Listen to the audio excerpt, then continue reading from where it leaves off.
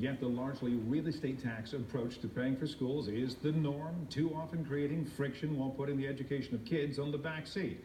Well, against that backdrop, public school districts make their pitches for school levies.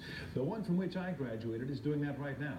Bowling Green School District long performed at high levels, but now finds itself struggling to attract students and families, and a large part of that may be BG's 50 and 60-year-old school buildings. BG voters being asked to approve a $6 million levy for a new combined elementary facility, a refurbished senior high school. The middle school, though, fairly new, built. That's 8 years ago. 8 years ago. Francis Scrucci is into his third year now, I believe, is at the helm of the Bowling Green City Schools. All right, we agree. School buildings don't educate kids. Absolutely. The buildings do not. Yet the experts tell me, they sit at my table and say there is a connection. Sell me, make that connection for me. Yeah, there's a definite connection. Obviously, the way we used to educate kids in rows, that's not the way we do business anymore. And, you know, a lot of it's project-based, it's collaborative. You need open spaces, flexible spaces, so that it's just a different view. The 21st century classroom is just something totally different than most of us remember. The classrooms in the Bowling Green elementary schools, and I do some volunteering with a service organization you know well. Yeah. Those are the schools that I grew up in, and I'm not a kid anymore. You are combining, however, 3 elementary buildings into one. Right. Some folks are pushing back. Give me the why.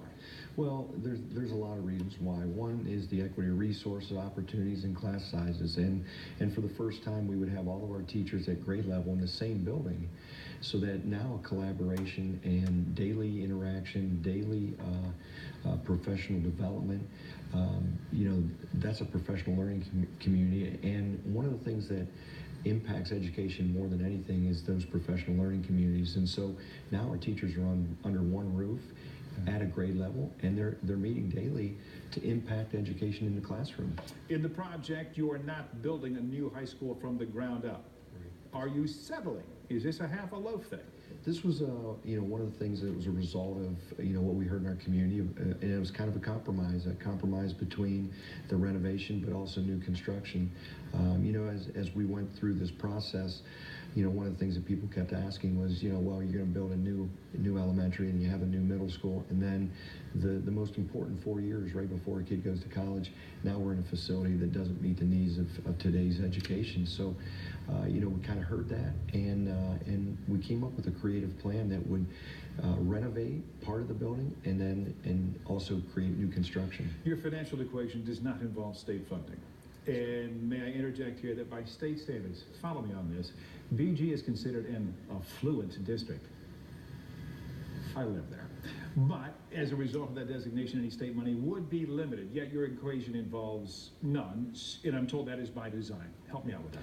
Yeah, so because we're considered an affluent district, there are 2 reasons why. One is because of our census, and it says that we have over 30,000 residents, which in fact we have 18,000 permanent residents, and so it looks like we have a larger tax base than we do, and you know, obviously that's not true because we have 12,000 college students. Sure. And then the other factors were 118 square mile district. It's a huge geographic district. Absolutely. And that's that rich, we have great farmland in Wood County, and it has value. Yeah, our property valuation is $651 million, and that puts us in a category that makes us look affluent.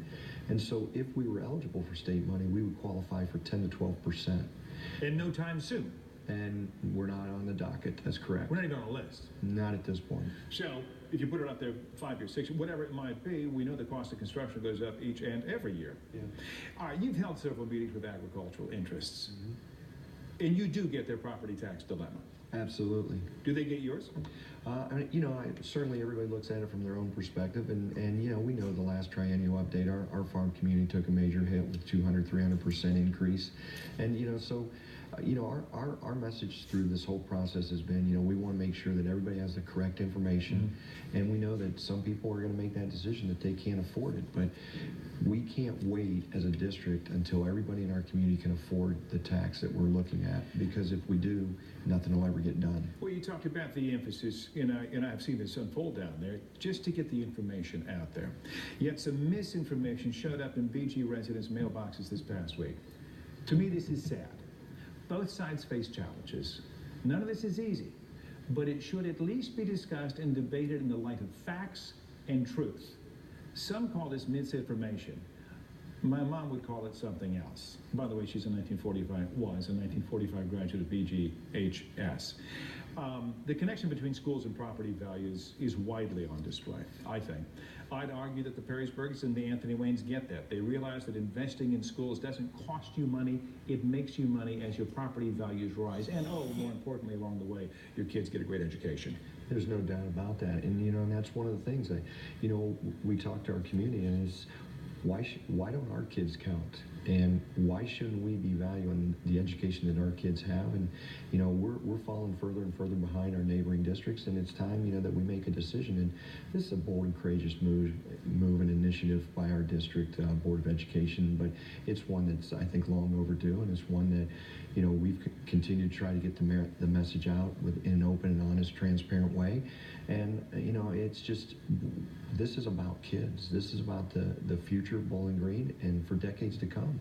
It is about kids and its education. That's the hat you have to wear. But as somebody who graduated the school, who lives in the community, I say it's even broader. I think it's a community thing. I think our community's at a crossroads. I agree. I think our community is at a crossroads, and this is the one component that I think is lacking in Bowling Green. It's a university community, so education should be valued, and this is one of those areas that I think that if we don't have a successful vote in November, I think then not only do the schools fall behind, but I think our city falls behind, because we are losing people to some of our neighboring districts. Real short answer here. Where does BG stand in terms of taxes versus other comparable school districts, maybe neighboring school districts? Yeah, out of the 15 districts that are partially or entirely in Wood County, we're right in the middle. We're number 8 in Res Ag, and we're number 7 in full market millage. So. And if anybody suggests, okay, make your taxes go up, everybody's going to leave town, I would suggest to you, Perrysburg taxes higher than ours?